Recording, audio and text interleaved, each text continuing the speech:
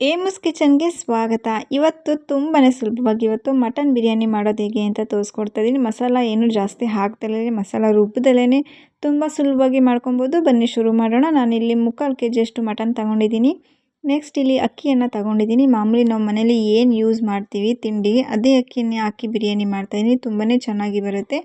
ನಾನು ಈ ಲೋಟದಲ್ಲಿ 2 ಗ್ಲಾಸ್ ಅಕ್ಕಿಯನ್ನು ತಗೊಂಡಿದ್ದೀನಿ. 2 ಗ್ಲಾಸ್ ಅಕ್ಕಿಗೆ ನಾನು ನೀರನ್ನು 3.5 ಗ್ಲಾಸಿನಷ್ಟು ನೀರನ್ನು ಸೇರಿಸ್ಕೊತೀನಿ. ನಾನು ತುಂಬ ಚೆನ್ನಾಗಿ ಬರುತ್ತೆ, ತುಂಬ ಸಾಫ್ಟಾಗಿ ಕೂಡ ಬರುತ್ತೆ. ಈಗ ಹೇಗೆ ಮಾಡೋದು ಅಂತ ನೋಡೋಣ ಬನ್ನಿ. ನಾನಿಲ್ಲಿ ಕುಕ್ಕರ್ ತಗೊಂಡಿದ್ದೀನಿ. ಕುಕ್ಕರ್ಗೆ ಸ್ವಲ್ಪ ಎಣ್ಣೆಯನ್ನು ಕೂಡ ಹಾಕೊತಾ ಇದ್ದೀನಿ.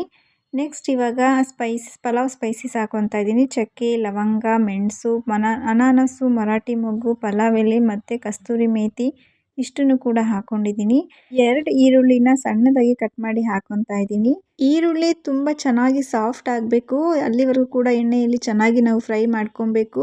ನೋಡಿ ಈರುಳ್ಳಿ ಕೂಡ ಸಾಫ್ಟ್ ಆಗಿದೆ. ಇವಾಗ ನಾನು ಟೊಮೊಟೊ ಹಣ್ಣನ್ನು ಹಾಕೊತಾ ಇದ್ದೀನಿ. ನಾನು 2 ಟೊಮೊಟೊ ಹಣ್ಣು ದೊಡ್ಡ ಸೈಜಲ್ಲಿ 2 ಟೊಮೊಟೊ ಹಣ್ಣನ್ನು ಕಟ್ ಮಾಡಿ ಹಾಕೊಂಡಿದ್ದೀನಿ. ತುಂಬ ಈಸಿ ಮೆಥಡ್ ಇದು.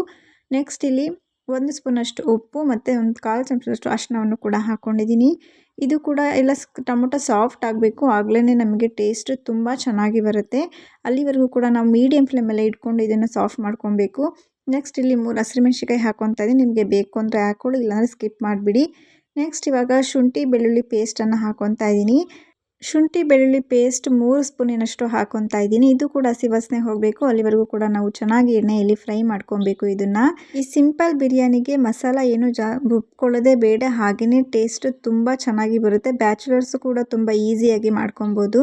ನೆಕ್ಸ್ಟ್ ಇಲ್ಲಿ ಬಿರಿಯಾನಿ ಪೌಡರ್ ತಗೊತಾ ಇದ್ದೀನಿ. 3 ಸ್ಪೂನಿನಷ್ಟು ಬಿರಿಯಾನಿ ಪೌಡರ್ ತಗೊಂಡಿದ್ದೀನಿ. ಮನೇಲೇ ಪೌಡರ್ ಮಾಡಿರೋದ್ರೆ ಅದನ್ನು ಕೂಡ ಹಾಕೊಬೋದು, ಅಂಗಡಿಲಿ ತಂದು ಅದನ್ನು ಕೂಡ ಹಾಕೊಬೋದು. ಯಾವ ಬ್ರ್ಯಾಂಡ್ ಆಗಲಿ ನೀವು ಉಪಯೋಗಿಸ್ಬೋದು. ನೆಕ್ಸ್ಟ್ ಇಲ್ಲಿ ಮಟನನ್ನು ಸೇರಿಸ್ಕೊತಾ ಇದ್ದೀನಿ. ಇಲ್ಲಿ ಮಟನ್ 3/4 kg ಅಷ್ಟು ಮಟನ್ ಇದೆ.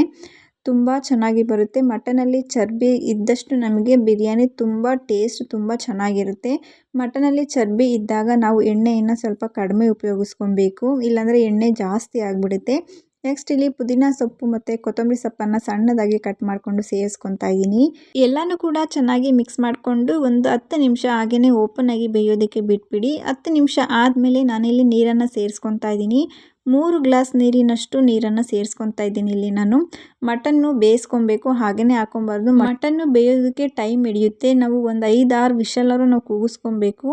ಅಕ್ಕಿ ಹಾಕಿ ನಾವು ಹಾಗೆಯೇ ವಿಷಲ್ ಹಾಕಿದರೆ ಮಟನ್ ಬೇಯೋದಿಲ್ಲ. ಅದಕ್ಕೋಸ್ಕರ 1/4 ಸ್ಪೂನ್ ಉಪ್ಪನ್ನು ಸೇರಿಸ್ಕೊಂಡು ನಾನು ಕ್ಯಾಪ್ ಕ್ಲೋಸ್ ಮಾಡಿ ಒಂದು 6 ವಿಷಲ್ನ ಕೂಗಿಸ್ಕೊತೀನಿ. ಮಟನ್ ತುಂಬ ಬೆಂದಷ್ಟು ಕೂಡ ಬಿರಿಯಾನಿ ತುಂಬ ಟೇಸ್ಟ್ ತುಂಬ ಚೆನ್ನಾಗಿರುತ್ತೆ. ಅದಕ್ಕೋಸ್ಕರ ಇಲ್ಲಿ ಜಾಸ್ತಿ ಏನು ಮಸಾಲ ಬಳಸ್ದಂಗೆ ಬಿರಿಯಾನಿ ಮಾಡ್ಬೋದು, ತುಂಬ ಚೆನ್ನಾಗಿರುತ್ತೆ. ನೀವು ಒಮ್ಮೆ ಖಂಡಿತ ಟ್ರೈ ಮಾಡಿ ನೋಡಿ. ಎಲ್ಲೂ ವಿಡಿಯೋ ಸ್ಕಿಪ್ ಮಾಡದೆ ಪೂರ್ತಿ ವಿಡಿಯೋ ನೋಡಿ ಸಪೋರ್ಟ್ ಮಾಡಿ. ಇವಾಗ ನಾನು ನೀರನ್ನು ಸೇರಿಸ್ಕೊತಾ ಇದ್ದೀನಿ.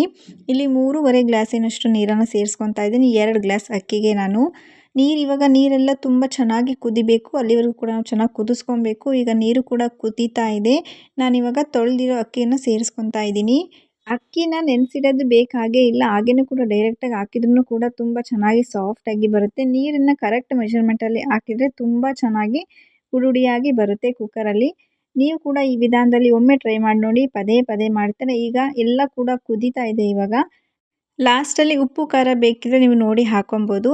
ಇವಾಗ ಫೈನಲ್ ಇವಾಗ 1% ಮಾತ್ರ ಬೇಯಬೇಕು ಅನ್ನೋ ಟೈಮಲ್ಲಿ ನಾವು ಕ್ಯಾಪ್ ಕ್ಲೋಸ್ ಮಾಡಿ ನಾವು ಒಂದೇ ವಿಷಲ್ ಕೂಗಿಸ್ಬೇಕಷ್ಟೇ. ಅಷ್ಟಕ್ಕೆ ನೋಡಿ ತುಂಬ ಚೆನ್ನಾಗಿ ಬರುತ್ತೆ ಬಿರಿಯಾನಿ. ನೋಡಿ ಎಷ್ಟು ಹುಡಿಯಾಗಿ ಬಂದಿದೆ ಅಂದರೆ ಅಷ್ಟು ಚೆನ್ನಾಗಿ ಬರುತ್ತೆ ನಮಗೆ. ನೀವು ಕೂಡ ಟೇಸ್ಟ್ ತುಂಬಾ ಇಷ್ಟಪಡ್ತೀರ. ಈ ವಿಧಾನದಲ್ಲಿ ಒಮ್ಮೆ ಟ್ರೈ ಮಾಡಿ ನೋಡಿ. ವಿಡಿಯೋ ಇಷ್ಟ ಆಗಿದರೆ ಸಬ್ಸ್ಕ್ರೈಬ್ ಮಾಡಿ, ಸಪೋರ್ಟ್ ಮಾಡಿ. Thank you for watching.